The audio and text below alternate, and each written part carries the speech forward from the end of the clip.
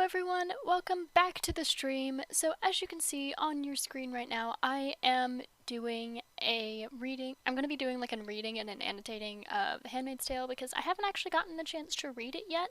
I haven't gotten the chance, and the way I enjoy books is like reading and annotating and taking notes and stuff like that. So, over in the little corner in the bottom, uh, I have a thingy pulled up so that I can like actually write different notes and things I want to remember about it, which is going to be fun for me. And in the main section of the screen, you can see that I actually have the book and some sticky tabs and stuff. And hi. Sorry about my chipped as fuck nail polish. I did my nails black a couple weeks ago.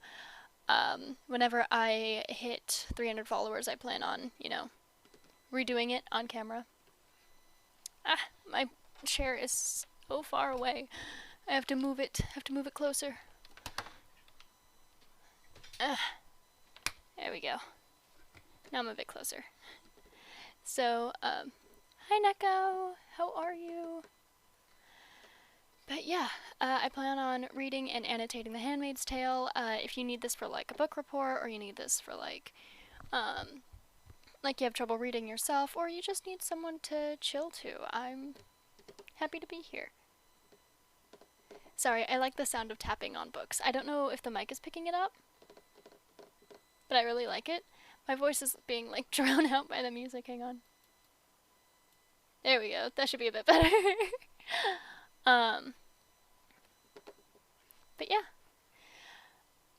This isn't going to be a very excitable stream. I'm mostly going to be like reading through the book and taking notes and stuff. So if it's not of interest to you, I don't blame you. I don't blame you for not wanting to stick around. It's fine. You guys can do whatever makes you feel most comfortable.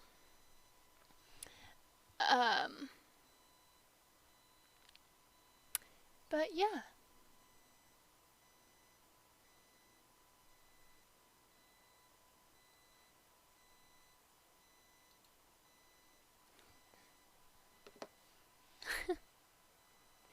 So, a little bit of information about this book, because you're likely going to see like labels and like stickers over it.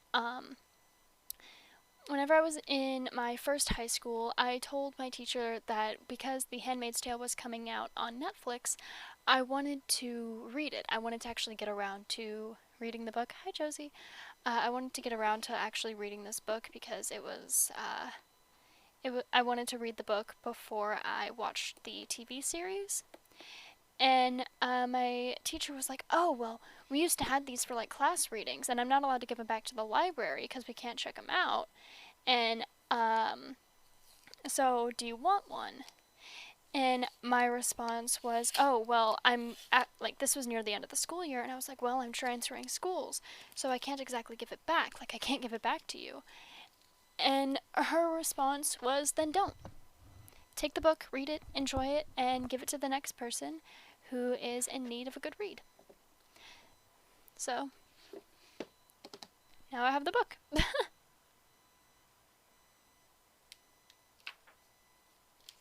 Oh, I knocked off my yellow. No! No!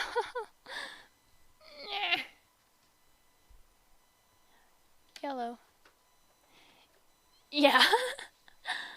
But I'd only gotten through to chapter 4 when I first read through this for the first time. But let's go over a inventory of everything that I'm going to be using. I have red, pink, orange, and green little sticky tabs that are going to be used for bigger notes because they're thicker. And then I have different shapes of these ones. All of these are in all the different colors, but I have these ones, I have flags, and I have arrows. I don't know what colors I'm gonna do for each thing. That will come as I read, but the things I normally tab are words I don't know, interesting lines and phrases, moments that I really like in the book for whatever reason. I will also be writing in the book, so if you don't like that, I'm sorry, it's my book. This is how I process my reading. I'm trying to get it so my headphones aren't dragging. I will also be reading, like, writing in the book, because I have a pencil and a pen, and depending on the page, I may doodle something if I really like the imagery of it. So, gonna go ahead and start reading, because I like, it's been a while since I've read on stream, so.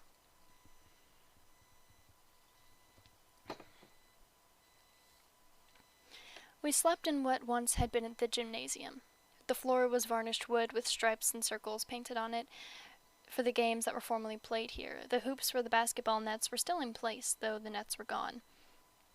A balcony ran around the room for the spectators, and I thought I could smell faintly, like an after-image, the pungent scent of sweat shot through with the sweet taint of chewing gum and perfume from watching girls. Felt-skirted, I knew from pictures, later in miniskirts, then pants, then in one earring spiky green streak hair. Dances would have been held there. Music lingered, the plampest of unheard sound, style upon style, an undercut of drums,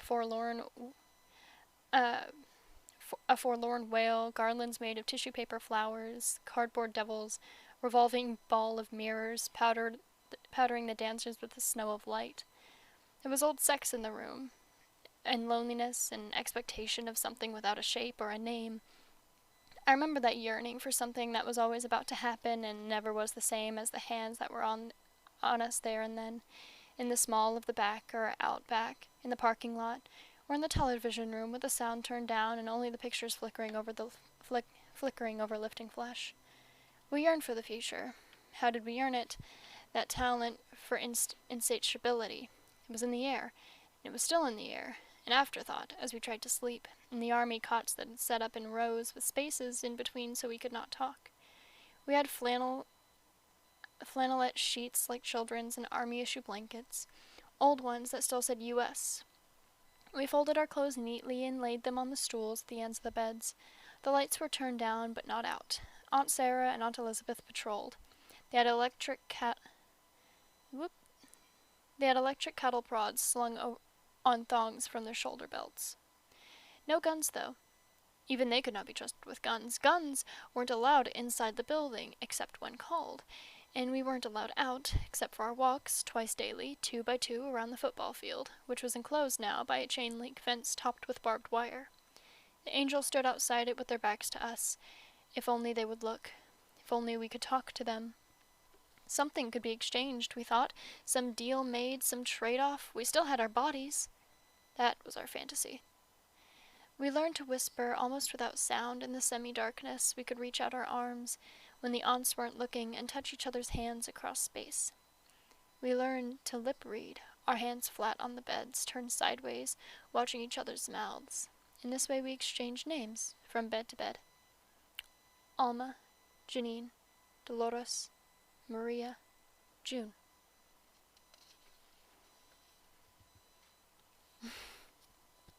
Actually, I want to tag.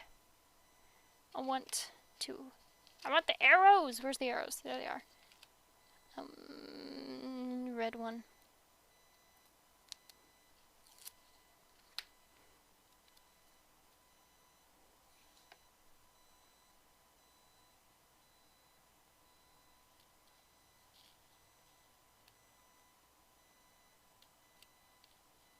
They were objects of fear to us. I'm gonna mark it with a star, because I like it. I liked how that was written, so I mark it.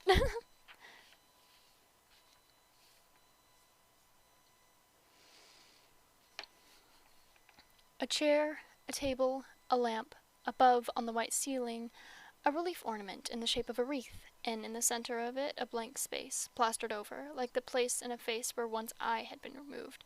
Anything you could tie a rope to. They've removed anything you could take a rope to.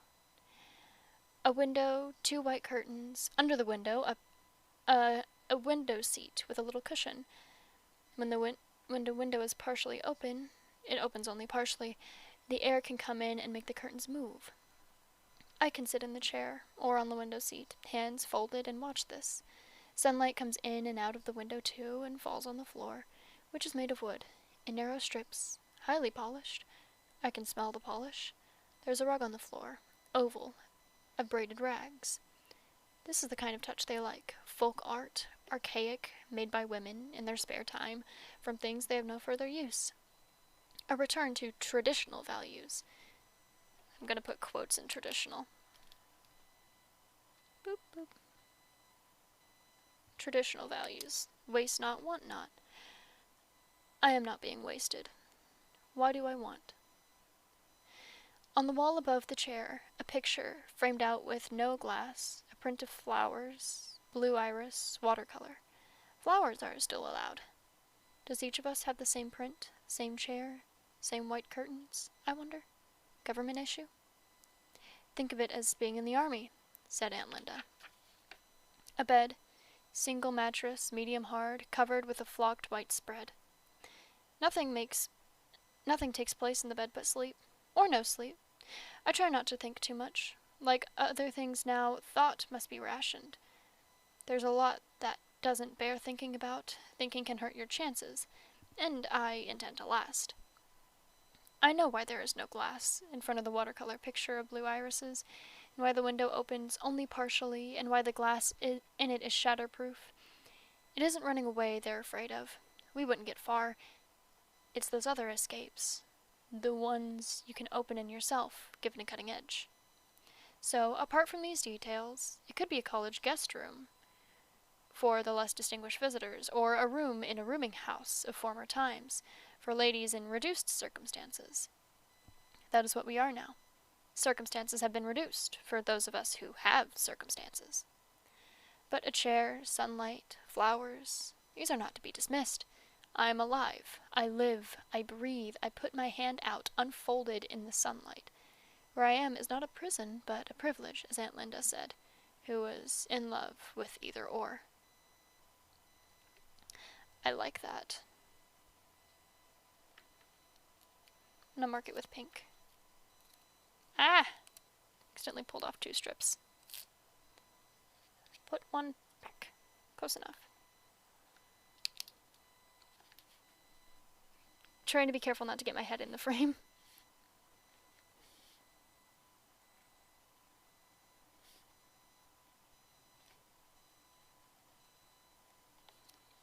There.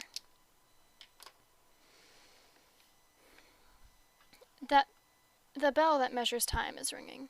Time here is measured by bells, as once in nunneries. As in a nunnery, too, there are few mirrors. I get up out of the chair, advance my feet into the sunlight, in their red shoes, flat-heeled to save the spine and not for dancing. The red gloves are lying on the bed. I pick them up, hold them onto my hands, finger by finger.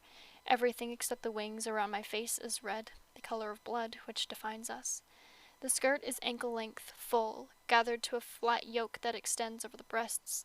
The sleeves are full, the white wings are to prescribed issue, they are to keep us from seeing, but also from being seen. I never looked good in red. It's not my color. Pick up the shopping basket and put it over my arm.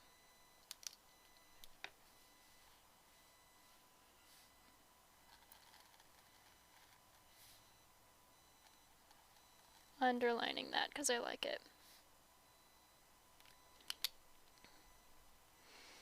The door of the room, not my room, I refuse to say my, is not locked.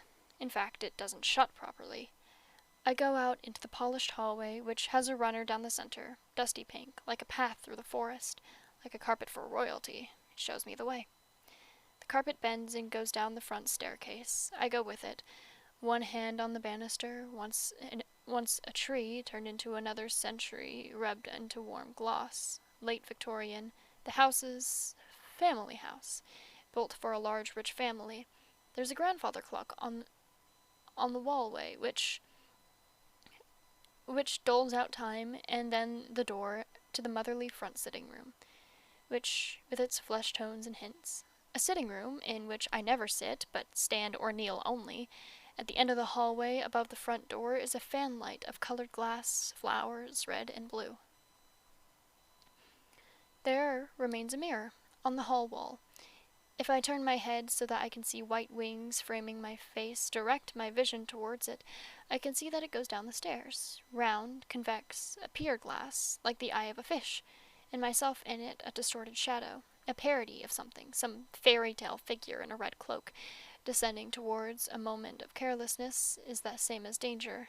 Sister, dipped in the blood.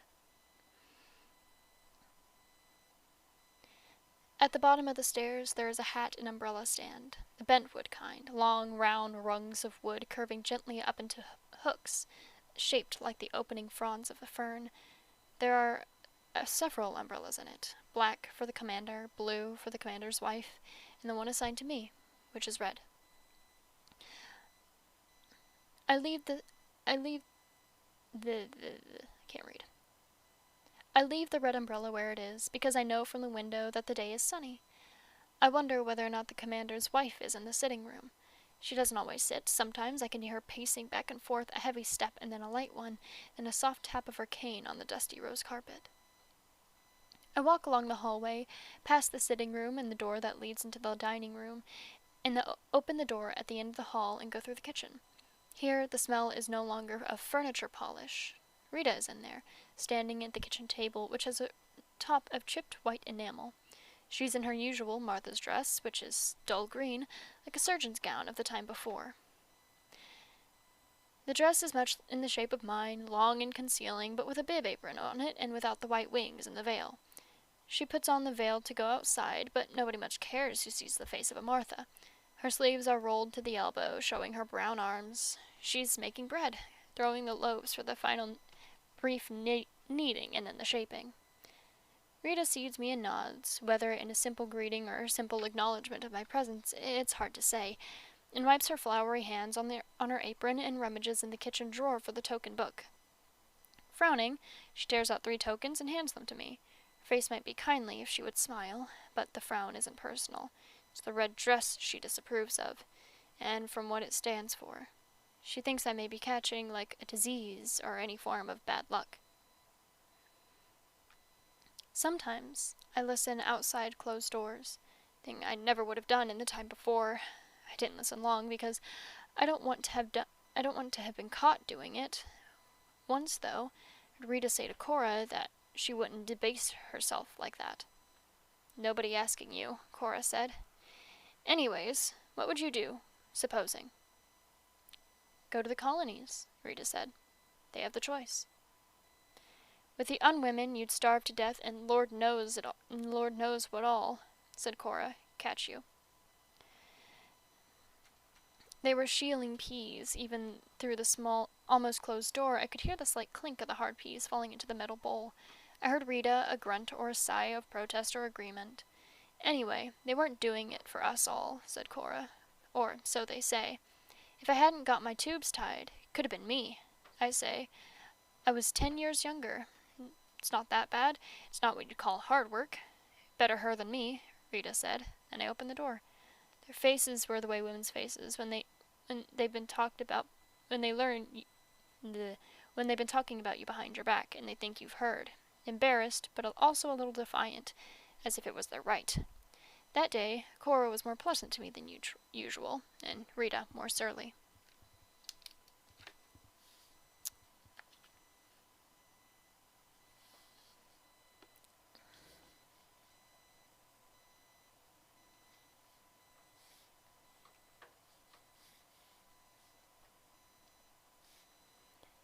I'm marking this as I don't like this person, but I like them moment, which is also going to be in pink.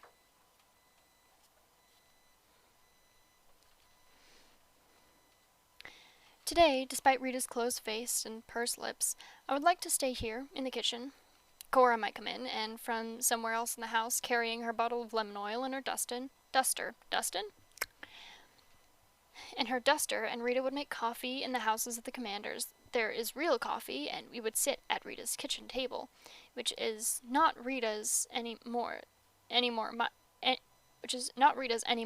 my table is mine, and we would talk about aches and pains and illnesses, our feet, our backs, and all the different kinds of mischief that our bodies, like unruly children, can get into. We would nod our heads as punctuation to each other's voices, signaling that yes, we know all about it. We would exchange remedies and try to outdo each other in the recital of physical miseries. Gently, as we would complain, our voices soft in minor key and mournful as pigeons in the eaves of our troughs. I know what you'd mean, we'd say, or a quaint expression you sometimes hear, still from older people. I hear where you're coming from. As if the voice itself were a traveler arriving from a distant place, which it would be, which it is. Ooh, I really like how that's written. I'm gonna put a star on it. Which again, stars are in red.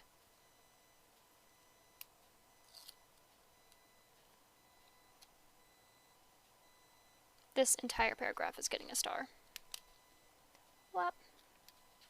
Whop. Whop. How I used to despise such talk. Now I long for it. At least it was talk, an exchange of sorts. Or we would gossip. The Marthas know things. They talk amongst themselves, passing the unofficial news from house to house. Like me, they listen at doors, no doubt, and see things even with their eyes averted. I've heard them as it sometimes caught whiffs of their private conversations. Stillborn, it was, or stabbed her with a knitting needle, right in the belly. Jealousy, it must have been, eating her up.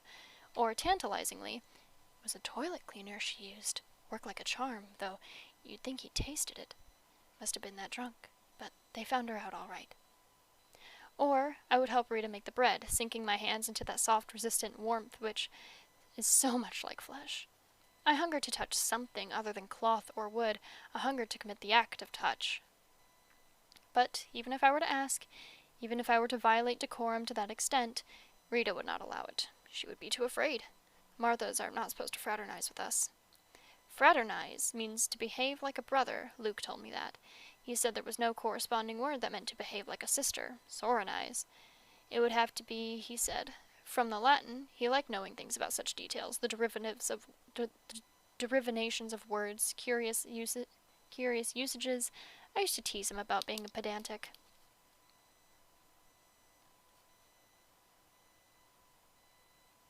I use that symbol to say that this word has a definition in a book.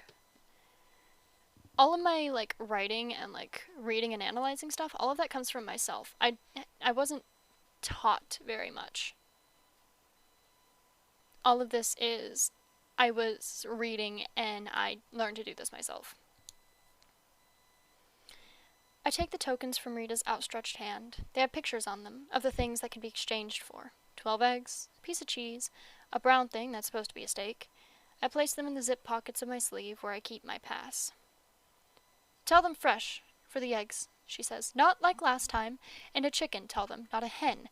Tell them who it's for and they won't mess around. All right, I say. I don't smile. Why tempt her to friendship? Why tempt her to friendship? Why tempt her to friendship? I love and hate that. That's great.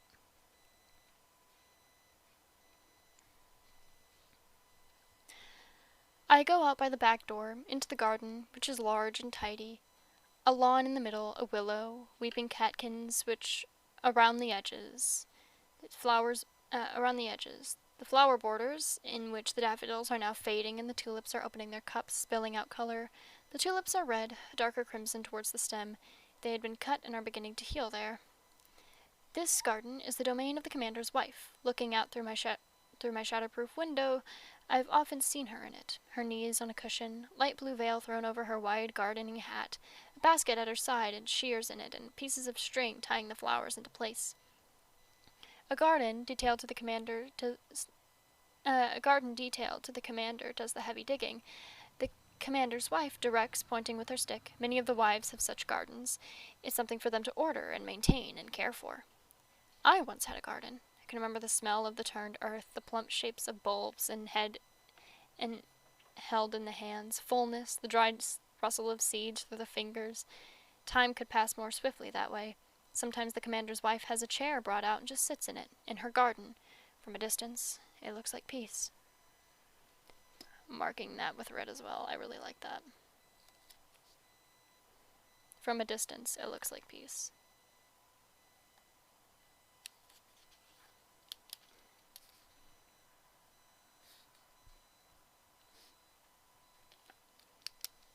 She isn't here now, and I start to wonder where she is. I don't like to come upon the commander's wife unexpectedly. Perhaps she's sewing in the sitting room with her left foot on the footstool because of her arthritis, or knitting scarves for the angels at the front lines. I can hardly believe the angels have a need for such scarves. Anyway, the ones made by the commander's wife are too elaborate. She doesn't bother with the cross and star pattern used by many of the other wives. It's not a challenge. Fir trees march across the ends of her scarves, or eagles, or stiff humanoid figures, a boy and a girl, a boy and a girl. They aren't scarves for grown men, but for children. Sometimes I think these scarves aren't sent to the angels at all, but unraveled and turned back into balls of yarn to be knitted again in their turn. Maybe it's just something to keep the wives busy, to give them a sense of purpose. But I envy the commander's wife and her knitting. It's good to have small goals that can be easily attained. But what does she envy? What? What does she envy me? I'm going to use orange for I don't like how that's phrased.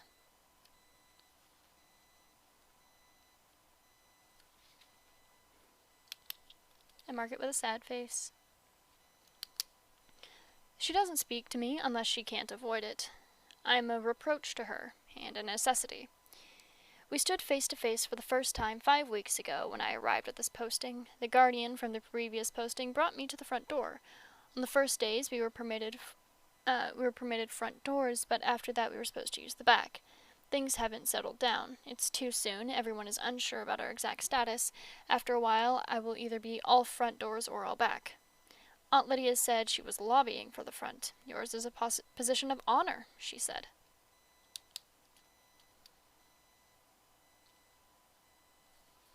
Yours is a position of honor.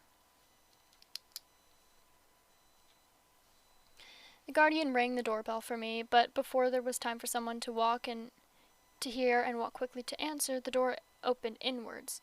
She must have been waiting behind it. I was expecting a Martha, but it was her instead, her long powder blue robe. Unmistakable. So you're the new one, she said. She didn't step aside to let me in, she just stood there in the doorway blocking the entrance. She wanted me to feel that I could not come into the house unless she said so. There's push and shove these days over such toeholds. Yes, I said. Leave it on the porch. She said this to the guardian, who was carrying my bag. The bag was a red vinyl and not large, but there's another bag with a winter cloak and heavier dresses, but that would be coming later. The guardian set down the bag and saluted her. Then I could hear his footsteps behind me, going back down the walk, and the click of the front gate, and I felt as a protective arm being withdrawn. The threshold of the new house is a lonely place. She waited until the car started up and pulled away. I wasn't looking at her face, but the part of her I could see with my head lowered, her blue waist thickened, her left hand on the ivory head of her cane, the large diamonds on the ring finger, which once must have been fine and still finely kept, the fingernail at the end of the knuckly finger filed to a gentle curving point. It was like an ironic smile on that finger, like something mocking her. You might as well come in, she said. She turned her back on me and limped down the hall. Shut the door behind you.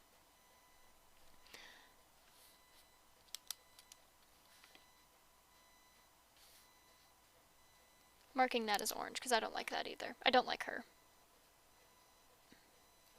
I know I might later, but I don't like her now.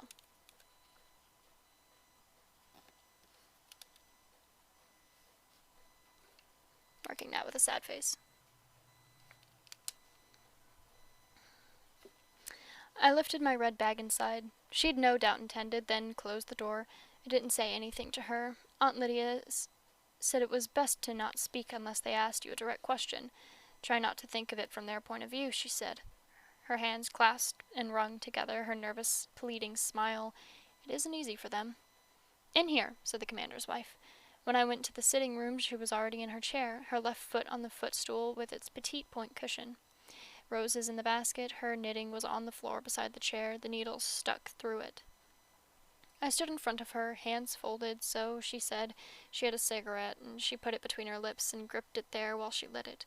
Her lips were thin, held that way, with small vertical lines around them you used to see in advertisements for lip cosmetics. The lighter was ivory colored. The cigarettes must have come from the black market, I thought. This gave me hope. Even now that there's no real money here, there is still a black market. There is always a black market, and there's something that can be exchanged.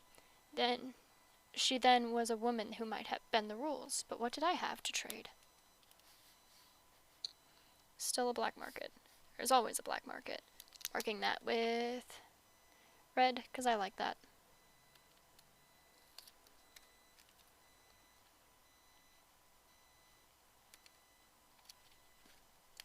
Star.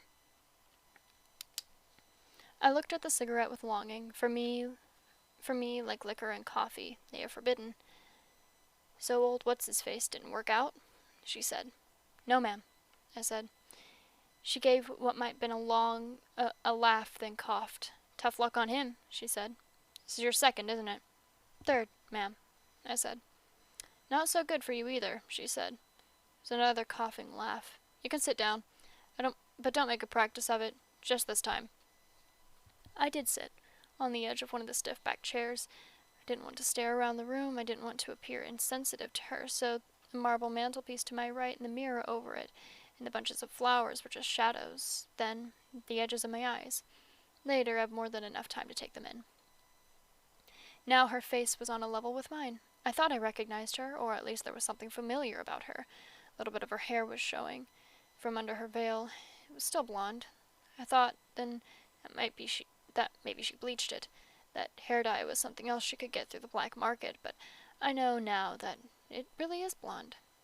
Her eyebrows were plucked into thin, arched lines which gave her a permanent look of surprise or outrage or inquisitiveness, such as you might see on a startled child, but below them her eyelids were tired-looking.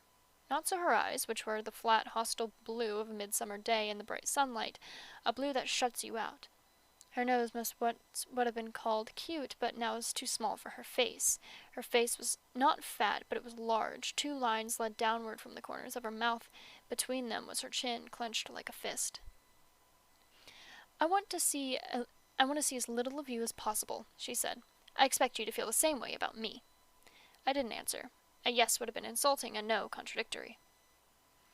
I know you aren't stupid, she went on. She inhaled, blew out the smoke. I've read your file. As far as I'm concerned, this is like a business transaction. But if I get in trouble, I'll give trouble back. You understand? Also marking this with orange because I don't like it. As far as I'm concerned, this is a business transaction. As far as I'm concerned, you're a bitch.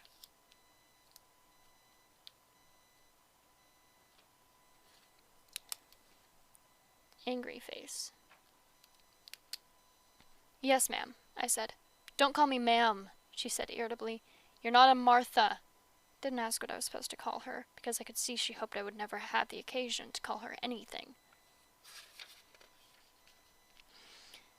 I was disappointed. I wanted then to turn her into an older sister, a motherly figure, someone who would understand and protect me. The wife in my posting before this had spent most of her time in her bedroom. Martha said she drank.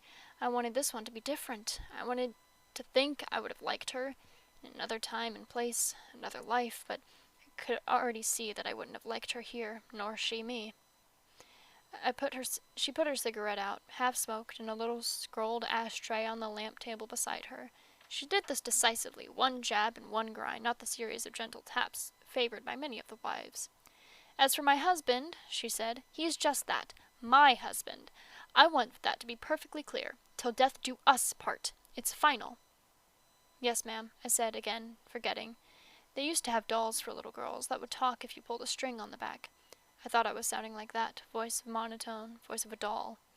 She probably longed to slap my face. They can hit us. There's scriptural precedent, but not with any implement, only with their hands. It's one of the things we fought for, said the commander's wife, and suddenly she wasn't looking at me. She was looking down at her knuckled, diamond-studded hands. I knew where I'd seen her before. First time was on television, when I was 8 or 9. When my mother was sleeping in on Sunday mornings, I would get up early and go to the television set in my mother's study and flip through the channels, looking for cartoons. Sometimes, when I flipped through the channels looking for cartoons, sometimes when I couldn't find any, I would watch this Growing Souls Gospel Hour, where they would tell Bible stories for children and sing hymns. One of the women was called Serena Joy. She said she was the lead soprano. She was ash blonde, petite, with a snub nose and huge blue eyes, which she'd turn upwards during hymns. She would smile and cry at the same time, one tear or two sliding gracefully down her cheeks, as if on cue.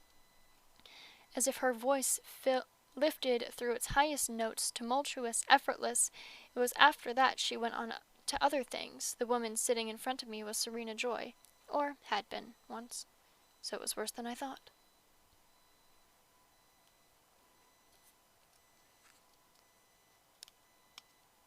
Is this just one? I think that's just one. I'll be sad if it's not. Anyway, put that back. I like the fact that this is, this, like, characteristic.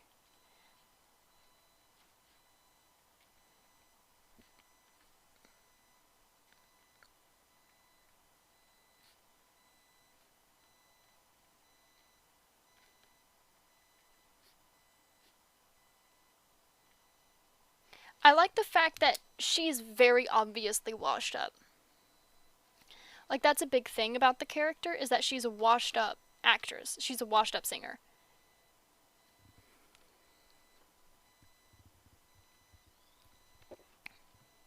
And, I find that to be really funny.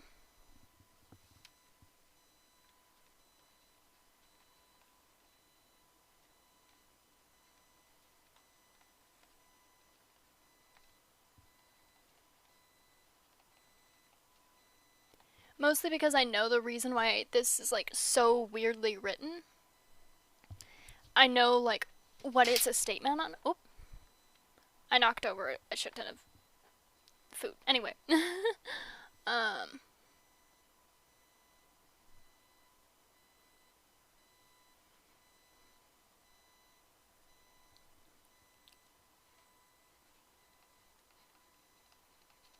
Like, I know enough about the story to be able to point out stuff that's, like, I know why it's doing it, but I never I've never actually read it, so I didn't know that this was, like, she was an actor. I find that to be really funny, that she's just a fucking washed up actor. That's great. I walk along the gravel path that divides the back lawn, neatly, like hair parting. It had rained during the night. The grass to either side is damp, the air humid.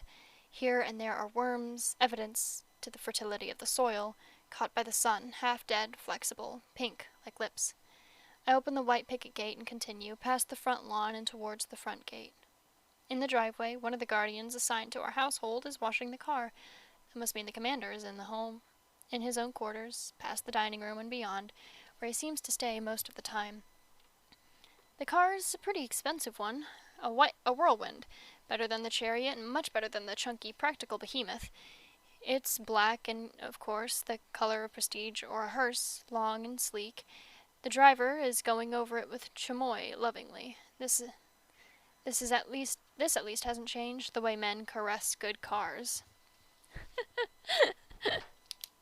I like that.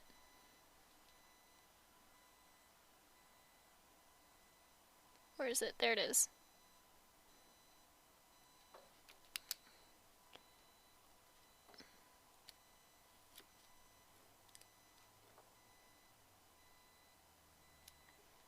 Also marking this with a star. I like the flags because they peek out of the book, by the way. He's wearing the uniform of the Guardians, but his cap is tilted to a jaunty angle and his sleeves are rolled to the elbow, showing his forearms, tan but with stipple of dark hairs. He has a cigarette stuck in the corner of his mouth, which shows that he, too, has something he can trade on the black market. I know this man's name. Nick. I know it because I've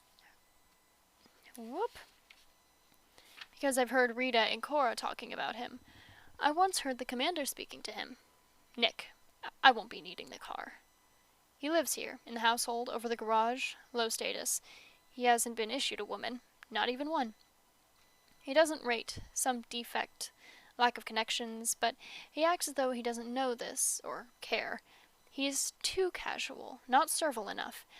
It may be stupidity, but I don't think so. Smells fishy, they used to say, or I smell a rat, misfit as odor. Despite myself, I think how he might smell. Not fish or decaying rat, tan skin, moist to the sun, film- filmed with smoke. I sigh, inhaling.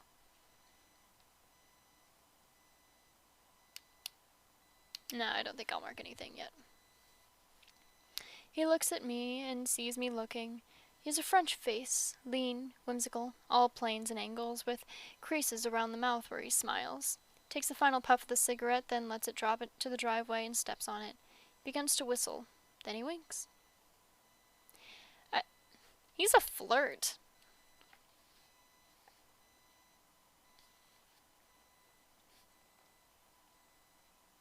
Flirt.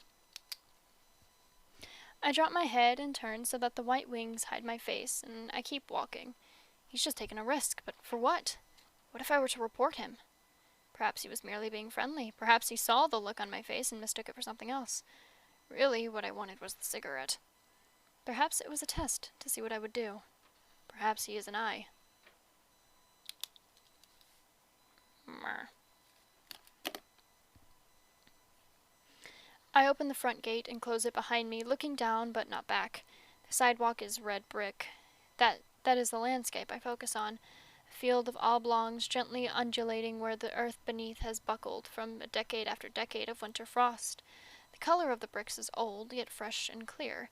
Sidewalks are kept much cleaner than they used to be. I walk to the corner and wait. I used to be bad at waiting. They also serve only who stand and wait, said Aunt Lydia.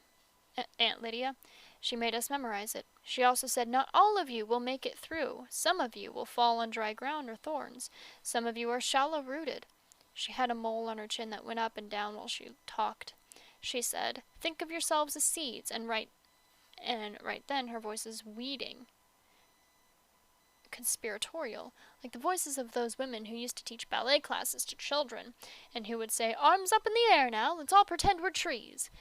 I stand on the corner, pretending I am a tree. A shape, red with white wings around the face, a shape like mine, a nondescript woman in red carrying a basket, comes along at the brick sidewalk towards me. She reaches me and we peer at each other's faces, looking down the white tunnels of cloth that enclose us. She is the right one. Blessed be the fruit, she says to me. The accepted greeting among us.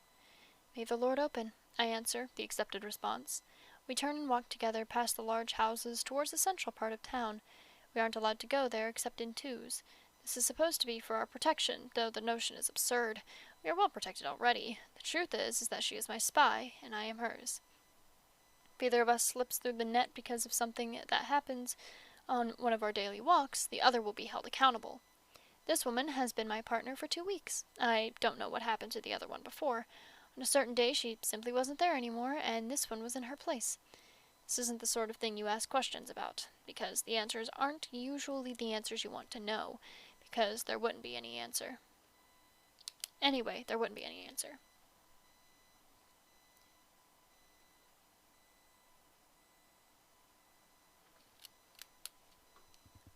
I'm marking this with orange. No, I want to mark trauma with yellow.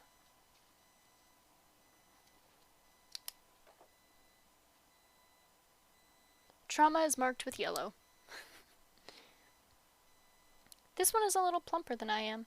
Her eyes are brown, her name is Ulfkin, and that's all I really know about her. She walks demurely, head down, red-gloved hands clasped in front, with short little steps like a trained pig's on its hind legs. During these walks she never had said anything that was not strictly orthodox, but then neither have I. She may be a real believer, a handmaid in more than her name, but I can't take the risk. The war is going well, I hear, she says. Praise be, I reply. We've been sent good weather, which I receive with joy. They've defeated more of the rebels since yesterday. Praise be, I say. Don't ask her how she knows. What were they? Baptists. They had a stronghold in the Blue Hills. They smoked them out. Praise be. Sometimes I wish you would just shut up and let me walk in peace, but I'm ravenous for news, any kind of news, even if it was false news. It must mean something. We reach the first barrier, which is like the barriers blocking off the roadworks, or dug-up sewers, or wooden crisscross painted in yellow and black stripes, a red hexagon, which means stops. Near the gateway there are some lanterns, not lit because it isn't night. Above us I know there are floodlights attached to telephone poles used for use in emergencies, and there are men with machine guns in the pillboxes on either side of the road. Don't see the floodlights and the pillboxes because of the wings around my face. I just know they are there. Behind the barrier, waiting for us at the narrow gateway, there are two men in the green uniforms of the Guards of the Faith, with crests on their shoulders and berets, two swords crossed above us, above a white triangle. The Guardians aren't real soldiers. They're used for routine policing and other menial functions, digging up the commander's wife's garden, for instance, and they're either stupid or older or disabled or very young, apart from the ones that are eyes incognito. These two are very young. One mustache is still sparse, one face is still blotchy. Their youth is touching, but I know I can't be deceived by it. The young ones are often the most dangerous, the most fanatical, the jumpiest with their guns. They haven't yet learned about existence through time. You have to go slowly with them. Last week they shot a woman, right about here. She was a Martha. She was fumbling in her robe for her pass, and they thought she was hunting for a bomb. They thought she was a man in disguise. There have been such incidents. Rita and Cora knew the woman. I heard them talking about it in the kitchen. Doing their job, said Cora, keeping us safe. Nothing's safer than dead, said Rita angrily. She was minding her own business. No call to shoot her. It was an accident, said Cora. No such thing, said Rita. Everything is meant. I could hear her thumping the pots around in the sink. Well, someone will think twice before blowing up this house anyway, said Cora. All the same, said Rita. She worked hard. That was a bad death. I can think of worse, said Cora. At least it was quick. You can say that, said Rita. I'd choose to have some time before, to set things straight. The two young guardians salute us, raising 3 fingers to the rims of their berets. Such tokens are awarded to us. They are supposed to show respect because of the nature of our service. We produce our passes from the zippered pockets of our wide sleeves, and they are inspected and stamped. One man goes into the right-hand pillbox to punch our numbers into the comp check. In returning my pass, the one with the peach-colored mustache bends his head to try and get a look at my face. I raise my head a little to help him. He sees my eyes and I see his. He blushes. His face is long and mournful, like a sheep's, but with the large, full eyes of a dog, spaniel, not terrier. His skin is pale and looks unwholesomely tender, like the skin under a scab. Nevertheless, I think of placing my hand on it. This exposed face. He is the one who turns away. It is an event, small defiance of rule, so small as to be undetectable, but such moments are the rewards I hold for myself. Like the candy I hoarded as a child in the back of a drawer, such moments are possibilities. Tiny peepholes. What if I were to come out at night, when he is on duty alone, though he would never be allowed such solitude, and permit him beyond my white wings? What if I were to peel off my red shroud and show myself to them, by the uncertain light of the lanterns? This is what they must think about sometimes as they stand endlessly beside this barrier, past which nobody ever comes except the commanders or the faithful in their long black murmurous cars, or their blue wives and white-veiled daughters, on their dutiful way to the salvagings or the Privanias, or their dumpy on their dutiful or their dumpy green Marthas, or the occasional birth mobile, with their red-winged maidens on foot, or sometimes a black-painted van, with the wing's eye on the white side, and the windows of the vans are also dark-tinted, and the men on the front seats wear glasses, double obscurity. The vans are surely more silent than other cars. When they pass, we avert our eyes, as if there are sounds coming from the inside. We try not to hear them. Nobody's heart is perfect. Then, when a black van reaches a checkpoint, they wave through without a pause. The guardians would not want to take the risk of looking inside, searching, doubting their authority, whatever they think. If they do think, you can't tell by looking at them. But more likely, they don't think in terms of clothing discarded on the lawn. If they think of a kiss, they must think immediately. Their floodlights going on, the rifle shots, they think instead of doing their duty and promotion to the angels, being allowed to marry, and then, if they are able to gain enough power and live to be old enough, of being allotted a handmaid of their own. The one with a mustache opens the small pedestrian gate for us and stands back, well out of the way. We pass through. As we walk away, I know they are watching. These two men who aren't yet permitted to touch women, they touch with their eyes instead. I move my hips a little, feeling the full skirt sway around me. It's like thumbing your nose from behind a fence, or teaching a dog with a bone held out of its reach. And I'm ashamed when I'm doing it, because none of this is the fault of these men. They are too young.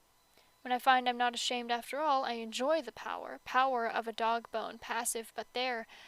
I hope they get hard at the sight of us and have to rub themselves against the painted barriers surreptitiously. They will suffer later at night in their regimented beds when they have no outlets except themselves, and that is a sacrilege. There are no more magazines, no more films, no more substitutes, only me and my shadow, walking away from the two men who stand at attention stiffly by a roadblock, watching our retreating shapes. Also a flirt. I'm gonna mark that with red because I find that funny. I hope these stupid kids get hard because I'm in a dress and I shaked my skirt. That's awful. I have a drink.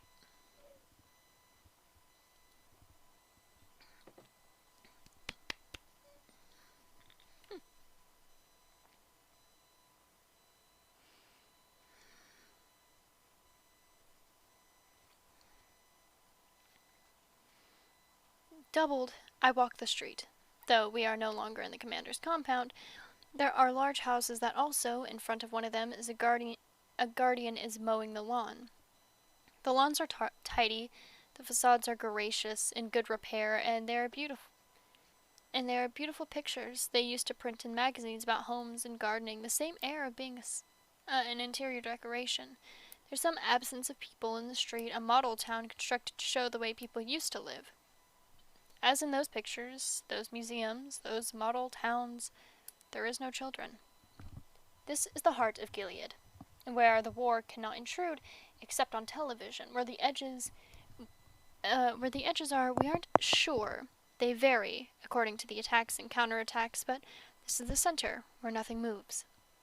The Republic of Gilead, said Aunt Lydia, knows no bounds. Gilead is within you. Doctors lived here once, lawyers, university professors. There are no lawyers anymore, and the university is closed. Luke and I used to walk together sometimes along these streets. We used to talk about buying a house like one of these, in these big old, an old big house, fixing it up. We would have a garden, swings for the children. We would have children, although we knew it wasn't too likely. We could never afford it. It was something to talk about. Like a game for Sundays. Such freedom now seems almost weightless.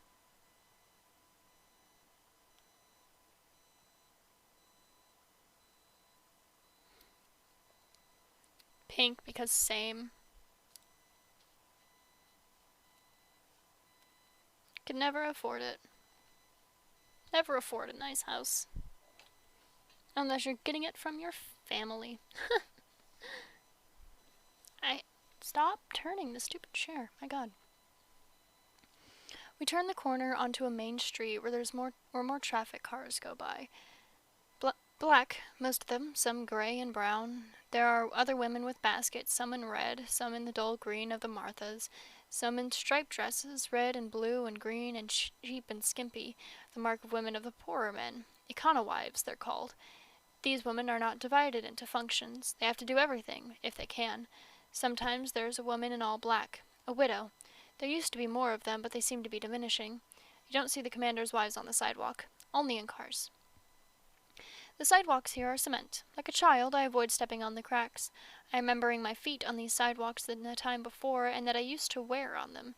Sometimes it was shoes for running with cushioned soles and breathing holes, and stars of fluorescent fabric that reflected light in the darkness, though I never ran at night, and in the daytime only beside well-frequented roads. Women were not protected then. I remember the rules that were never spelled out, but that every woman knew. Don't open your door to a stranger, even if he says he is police. Make him slide his ID under the door. Don't stop on the road to help a motorist pretending to be in trouble.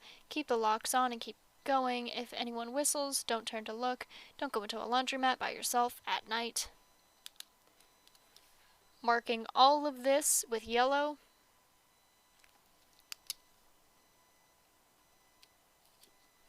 Remember, everyone, yellow is trauma. I think about laundromats, what I wore to them, shorts, jeans, jogging pants, what I put into them, my own clothes, my own soap, my own money that I had earned myself. I think about having such control. Now we walk along the same streets, in red pairs. No man shouts obscenities at us, speaks to us, touches us. No one whistles. There is more than one kind of freedom, said Aunt Lydia. Freedom and freedom to and freedom from. In the days of anarchy, it was freedom to. Now you are being given freedom from. Don't underrate it. I don't like that.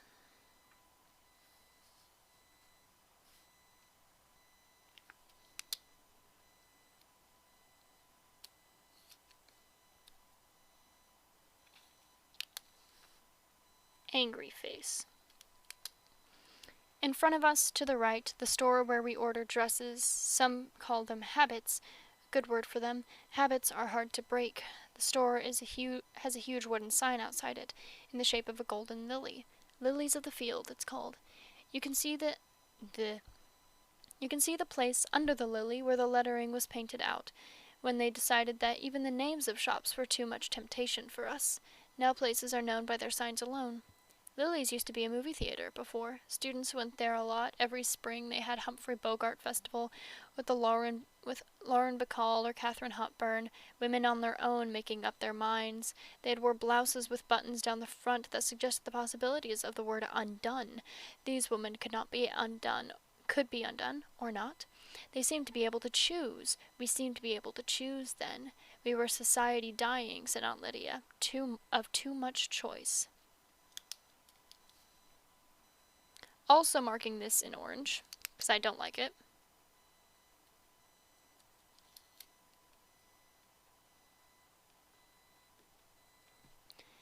I don't know when they stopped having the festival. I must have grown up, so I didn't notice. We don't go into Lily's across the road and aside the street. Our first stop is a store with another wooden sign, 3 eggs, a bee and a cow, milk and honey. There is a line, and we wait our turn. 2 by 2, I see that they have oranges today. Ever since Central America was lost to the Libertaros, oranges have been hard to get. Sometimes they're here, sometimes not. The war interferes with the oranges from California. Even Florida isn't dependable when there are roadblocks or when the train tracks have been blown up. I look at the oranges, longing for one, but I haven't brought any coupons for oranges. I'll go back and tell Rita about them. I think she'll be pleased. It'll be a small achievement to have made oranges happen. Those who have reached the counter hand in their tokens across it, the 2 men in the guardian uniforms who stand on the other side.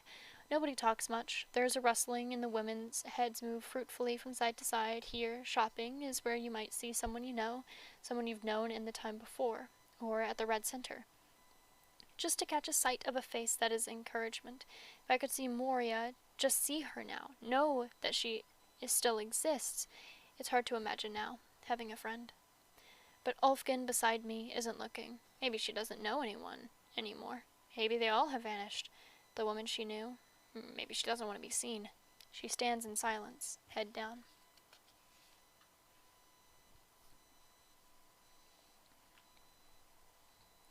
As we wait in our double line, the door opens and 2 more women come in, both in the red dresses and white wings of the handmaids. One of them is vastly pregnant. Her belly under her loose garments swells triumphantly. There's a shifting in the room, a murmur, an escape of breath. Despite ourselves, we turn our heads blatantly to see better. Our fingers itch to touch her. She's a magic presence to us, an object of envy and desire. We covet her. She's a flag on a hilltop, showing that what can still be done. We too can be saved. The women in the room are whispering, almost talking, so great is their excitement. Who is it?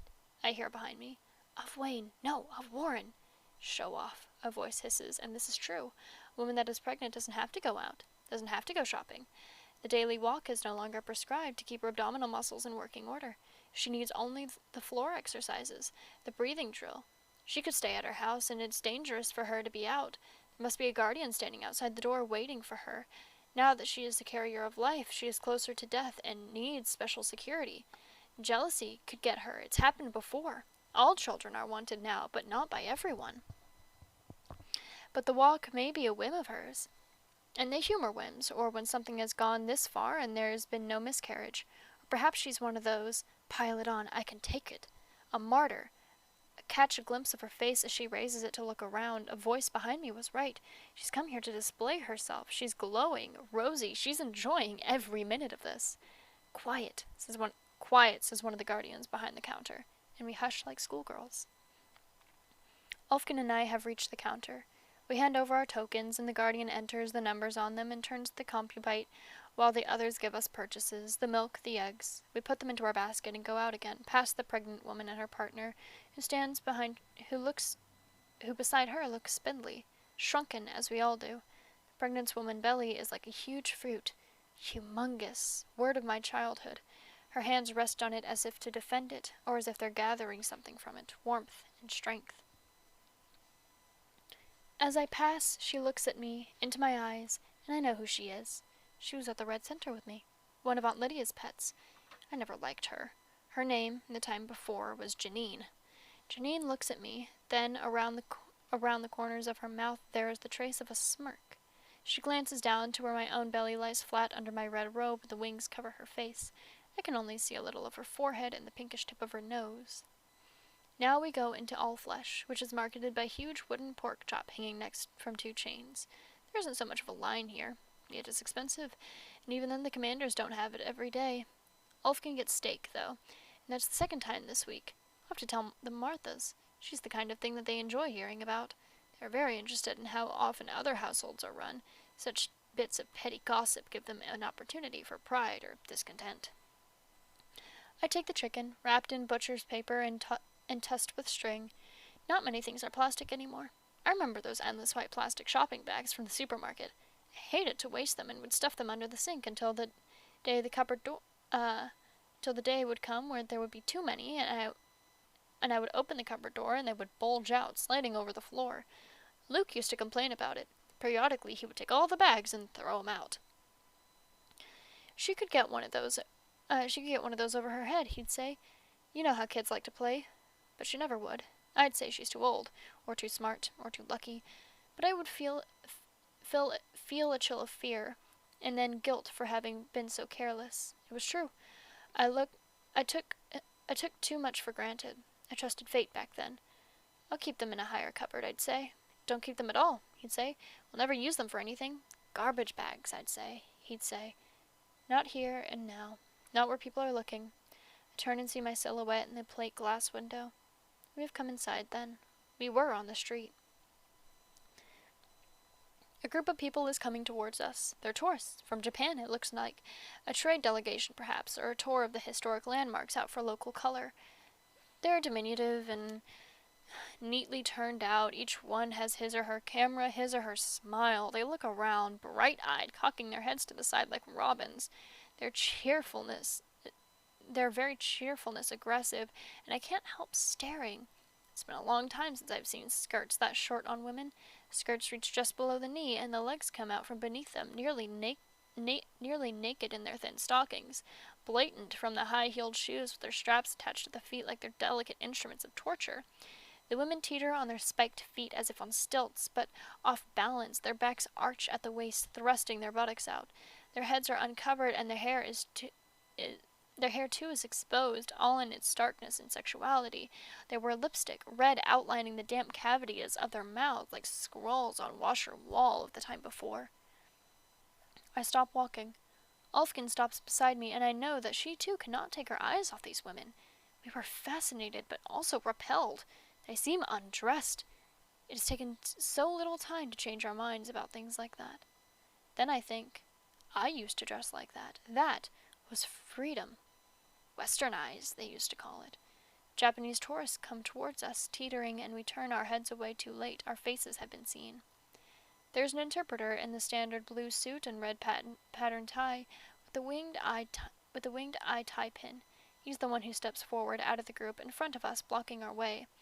The tourists bunch behind him. One of them raises a camera. "Excuse me," he says to the both of us politely enough. "They're asking if they can take your picture." I look down at the catwalk, shake my head no, for what they must see of the white wings only, scrap of my face, my chin, part of my mouth, not the eyes. I know better than to look the interpreter in the eyes. Most of the interpreters are eyes, or so it's said. I know better than to say yes. Modesty is invisibility, said Aunt Lydia. Never forget it. To be seen is to be, her voice trembled, penetrated. What you must be, girls, is impenetrable. She calls us girls. That's trauma. That counts as trauma. Trauma goes in yellow.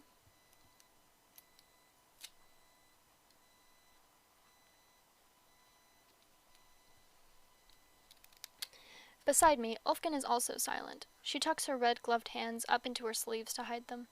The interpreter turns back to the groups, chatters at them in staccato. I know what he'll be saying. I know the line. He'll be telling them how the women here have different customs, and that to stare to them is, through the lens of a camera for them is an experience of violation. I'm looking down at the sidewalk, mesmerized by the women's feet. One of them is wearing open-toed sandals, the toenail painted pink. I remember the smell of nail polish, the very way it wrinkled if you put the second coat on too soon, the satiny feeling of sheer pantyhose against the skin, the way the toes felt, pushed towards the opening of the shoe by the whole weight of the body. The woman, I can feel her shoes on my feet. The smell of toenail polish made me hungry. Excuse me, says the interpreter again to catch our attention. I nod to show him I've heard him. He asks, Are you happy? Asks the interpreter.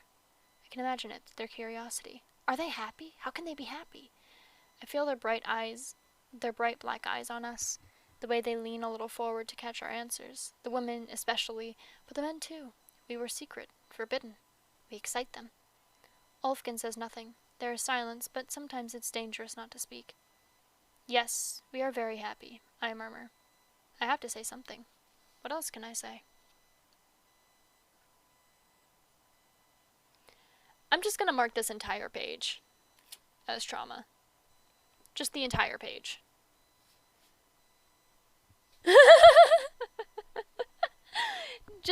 Yeah, this entire page. I'm counting it as trauma.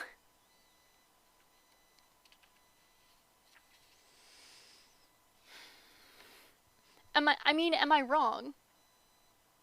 Am I wrong, to be fair?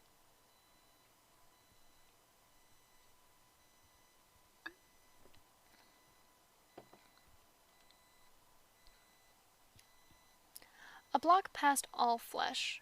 Ulfkin pauses, as if hesitant about which way to go. We have a choice. We could go straight back, or we could take the long way around. We already know which way we will take, because we've already taken it. I'd like to pass by the church, says Ulfkin, as if piously. All right, I say, though I know as well as she does what she's really after. We walked, sedately.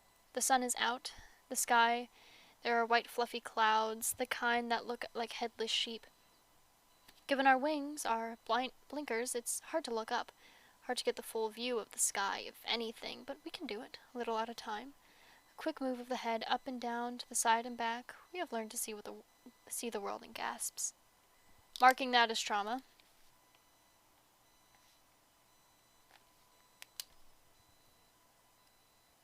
Lots of post-it markers. Yes, yes, yes. I'm marking this line, like this couple lines here, as trauma because I've done that too. When my anxiety was really bad, I would learn to see the entire world. Like, most of my focus was down at my feet, but occasionally I would look up and then left and right and then back down, and that's all I would see for like a block and a half if I was going on a walk. So I've been there.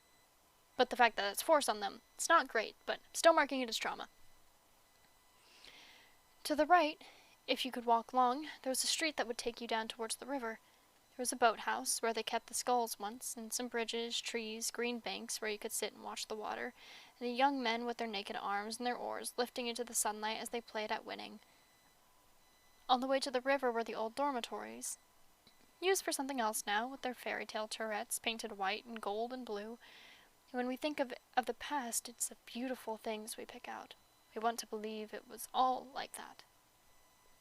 The football stadium is that way too, where they hold the men's salvagings, as well as the football games.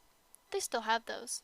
I don't go to the river anymore, or over bridges, or on the subway, though there is a station right there we're not allowed on.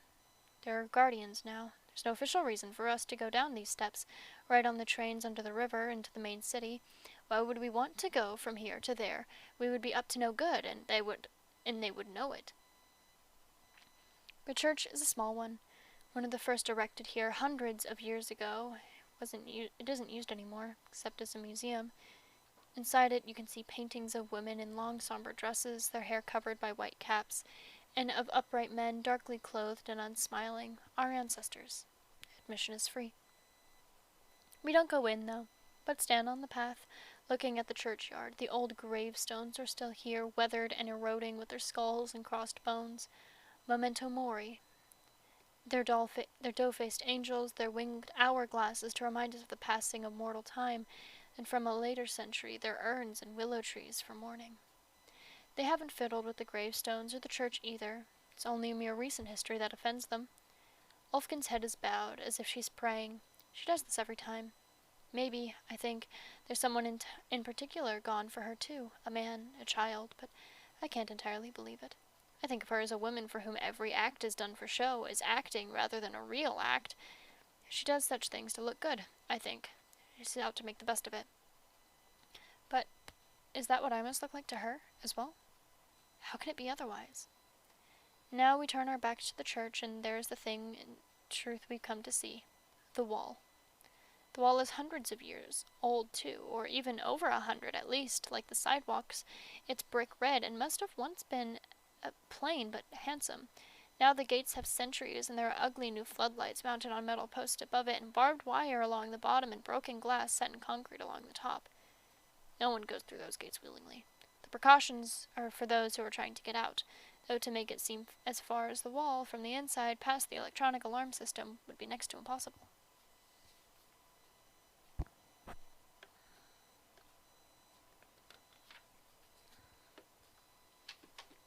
Book. We've already gotten through a decent amount of this book. We're on page 32. That's not bad.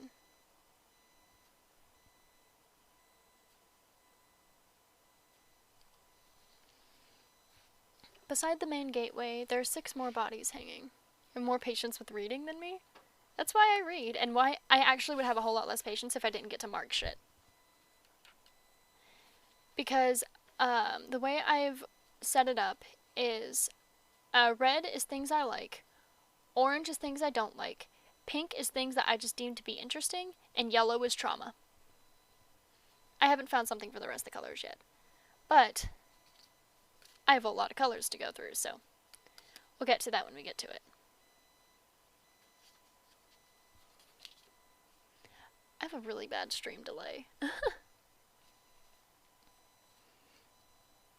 Beside the main gateway, there are 6 more bodies hanging by the necks, their hands tied in front of them, their heads in white bags tipped sideways onto their shoulders. There must have been men savaging early this morning. Didn't hear the bells. Perhaps I've become too used to them. That gets marked with yellow. Yellow is for trauma.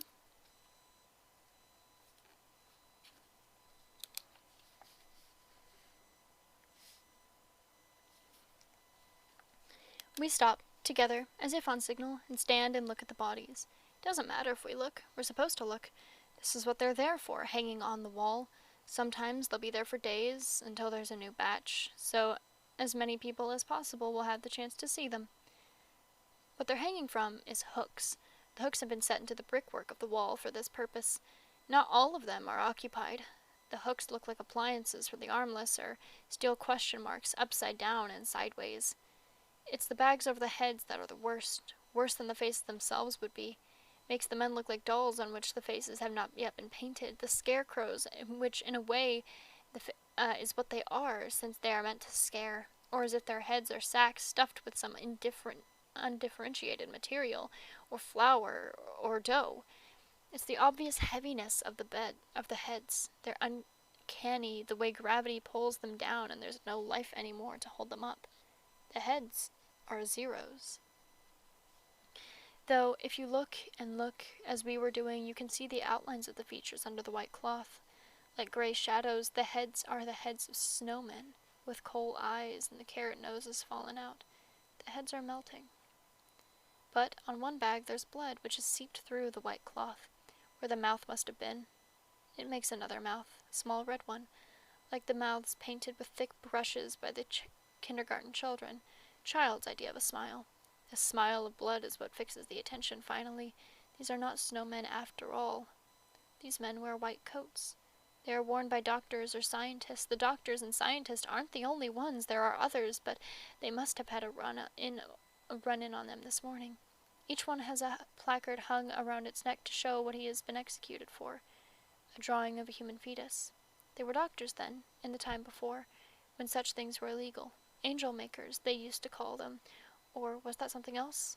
They've been turned up now by the searches through hospital records, or, more likely, since most hospitals were destroyed, such records once became clear what was going to happen, by the informants, ex-nurses perhaps, or a pair of them, since evidence from a single woman is no longer admissible, or another doctor hoping to save his own skin, or someone already accused lashing out at an enemy or random in some desperate bid for safety, though informants were not always pardoned. Okay, so what needs to be marked with trauma? Okay, so I'm considering this paragraph as I'm marking those as trauma.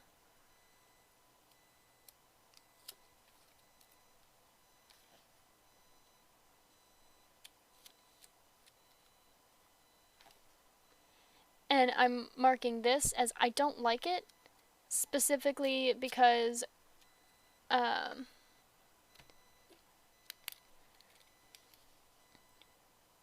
pair of them as evidence from a single woman is no longer admissible. I'm marking that as orange because I don't like it. And I'm going to draw two little stick figures because I can. Stick figures.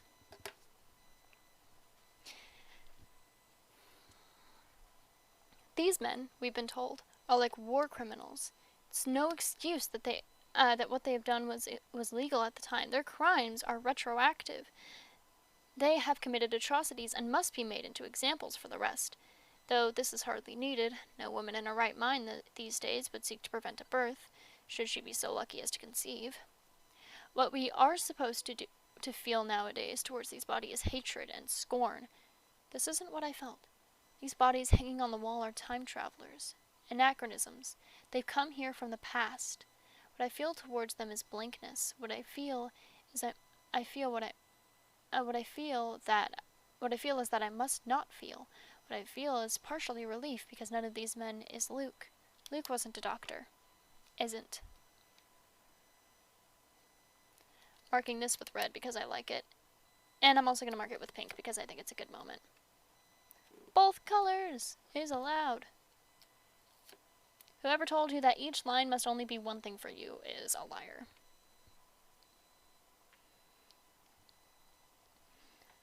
I look at the one red smile. The red is the smile is the same as the red of tulips in Serena Joy's garden, towards the base of the flowers where they are beginning to heal. The red is the same as there is no connection. The tulips are not made of blood. The tulips are not tulips of blood. The red smiles are not flowers. Neither is the thing that makes a compliment on the other. The tulip is not a reason for disbelief in the hanged man, or vice versa. Each thing is valid and really there. There is through a field of such valid objects that I must pick my way every day and in such way. Put a lot of effort into making such distinctions. I need to make them. I need to be very clear in my own mind.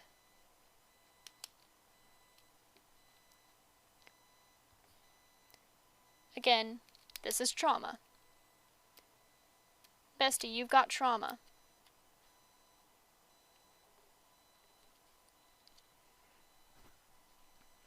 I feel a tremor in the woman beside me.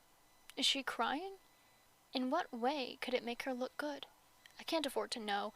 My own hands are clenched, I note, tight around the handle of my basket. I won't give anything away. Ordinary, said Aunt Lydia, is what you are used to. This may not seem ordinary to you now, but after a time it will. It will become ordinary. This is also going to be marked yellow as trauma.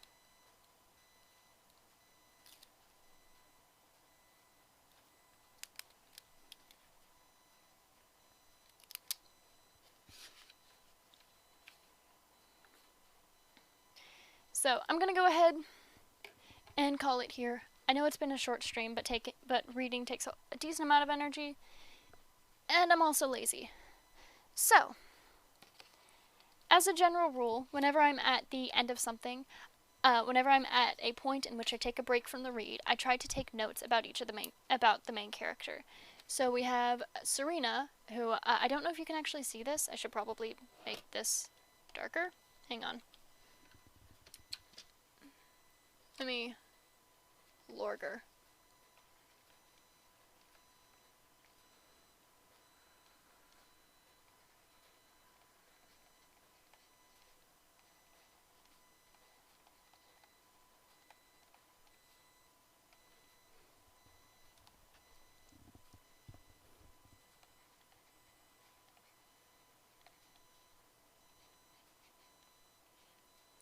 And I'm putting MC because I can't remember her name. I don't know if we were given her name. But,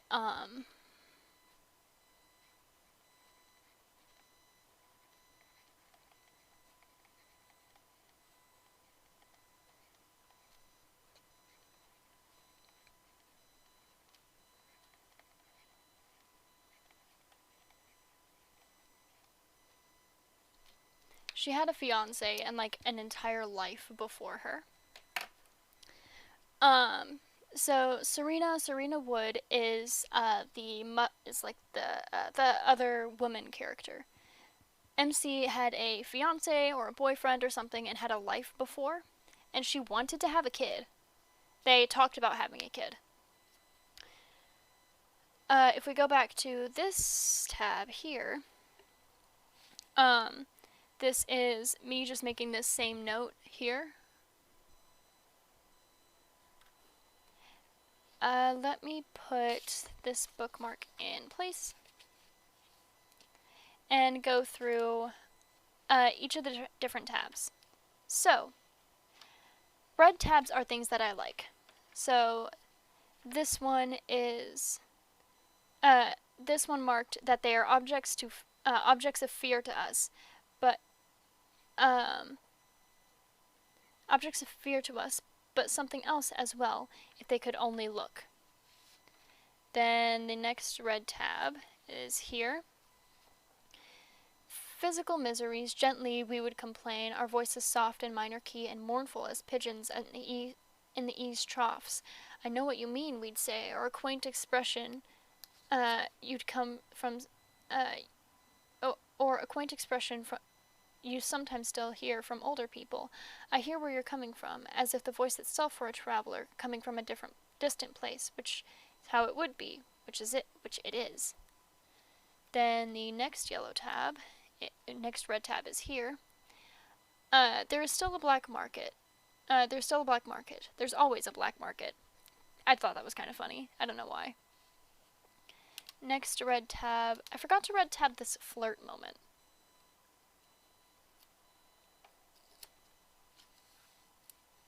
Anyway, this at least hasn't changed, the way men caress good cars. I find that to be really funny. I don't know why. Then this one, he begins to whistle, then he winks. He was flirting! That's against the rules! Then there's this one. There are no more magazines, no more films, no more, substitutes, only me and my shadow walking away from the two men who stand at attention, stiffly by a roadblock watching our retreating shapes.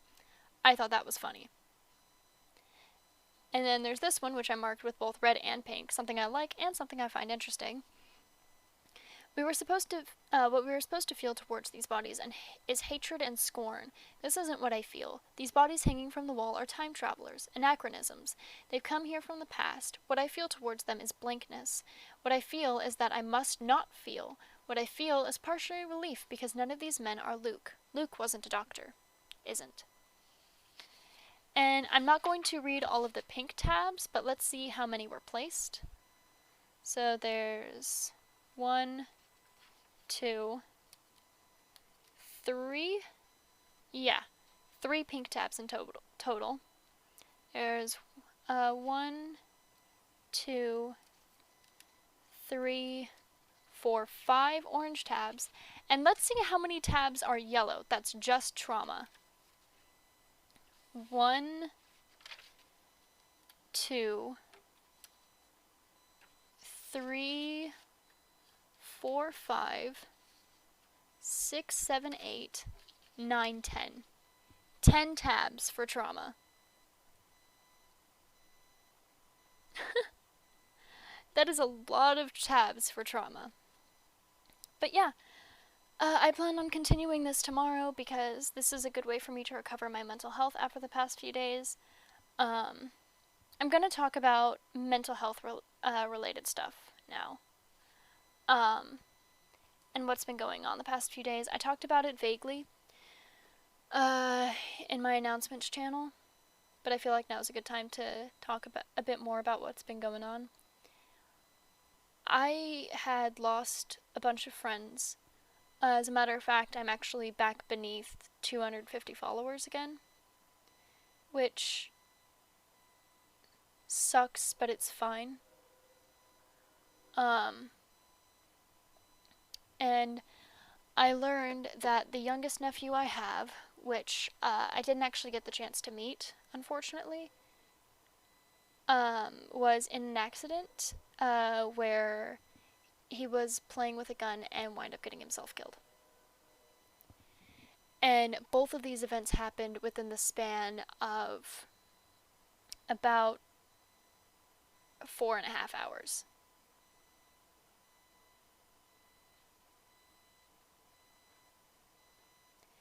And I really just wasn't okay after that. I needed to take time to take care of myself and to make sure that I was going to be okay. And to be honest, I wasn't. I wound up calling the mental health hotline and not calling, I used the chat line, but I waited on that hotline for an hour and a half and still wasn't able to talk to anyone.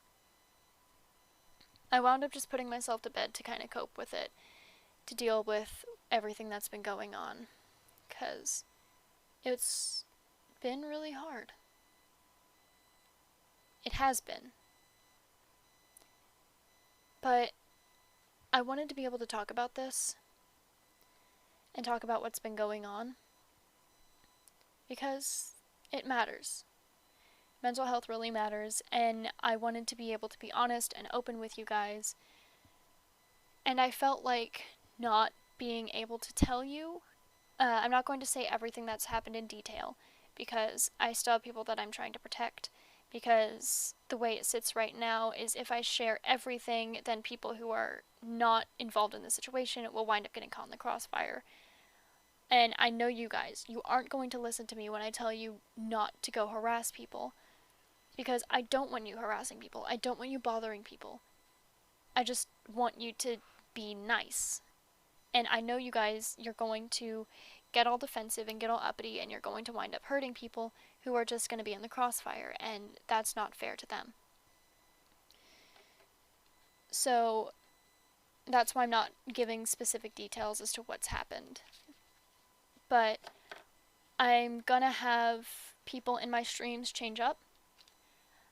I'm going to be a whole lot more careful with who I talk to and who I interact with.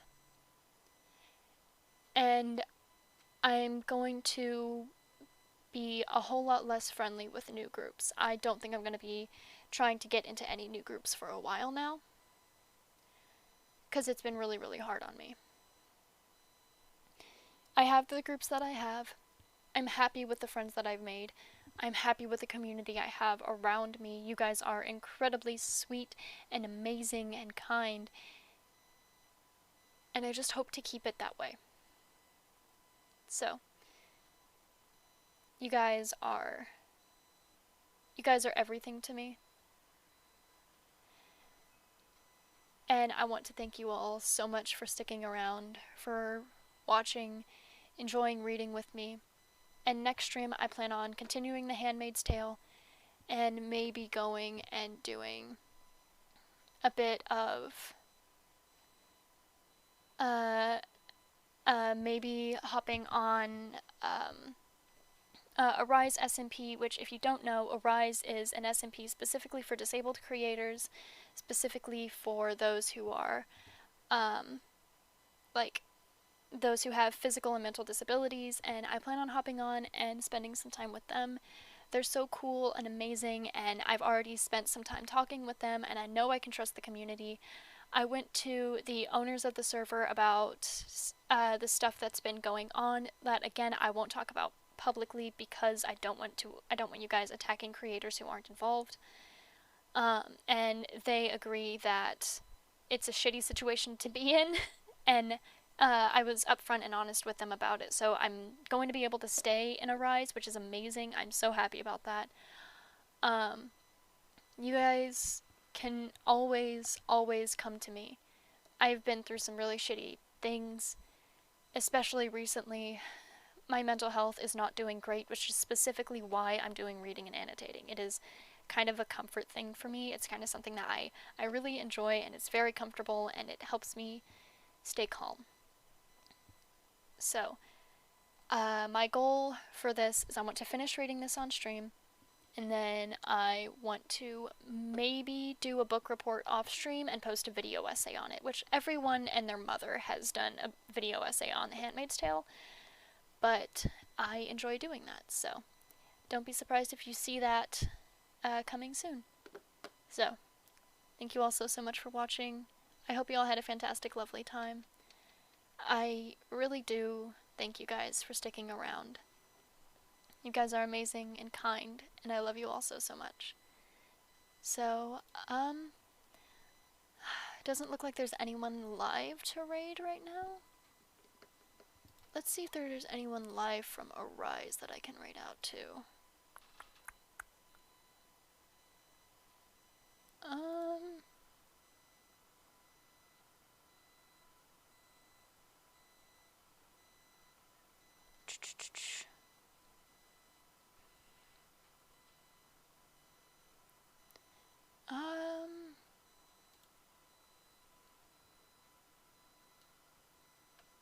I can't tell if anyone is live right now.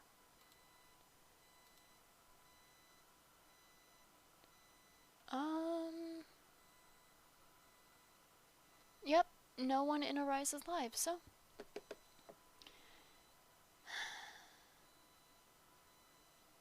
Thank you all so much for watching, and I hope to see you all in the next one because you guys are awesome. Love you.